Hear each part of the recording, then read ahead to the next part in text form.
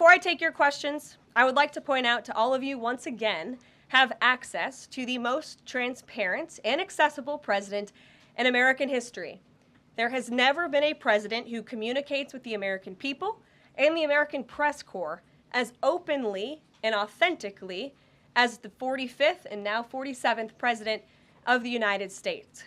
This past week, President Trump has held multiple news conferences, gaggled on Air Force One multiple times, and sat down for a two-part interview on Fox News, which aired last week.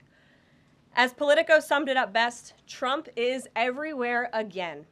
And that's because President Trump has a great story to tell about the legendary American revival that is well underway. And in keeping with this revolutionary media approach that President Trump deployed during the campaign, the Trump White House will speak to all media outlets and personalities, not just the legacy media who are seated in this room. Because according to recent polling from Gallup, Americans' trust in mass media has fallen to a record low.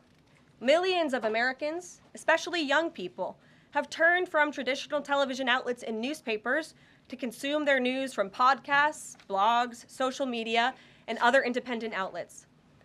It's essential to our team that we share President Trump's message everywhere and adapt this White House to the new media landscape in 2025.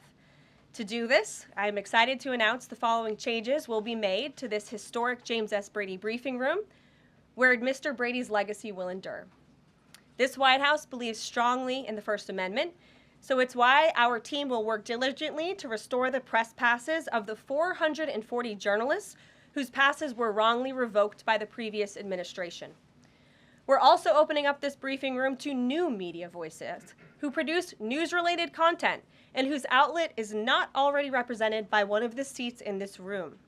We welcome independent journalists, podcasters, social media influencers, and content creators to apply for credentials to cover this White House. And you can apply now on our new website, whitehouse.gov/newmedia. Starting today, this seat in the front of the room, which is usually occupied by the press secretary's staff, will be called the new media seat.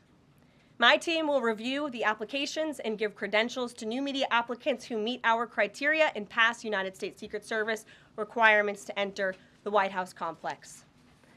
So in light of these announcements, our first questions for today's briefing will go to these new media members whose outlets, despite being some of the most viewed news websites in the country, have not been given seats in this room.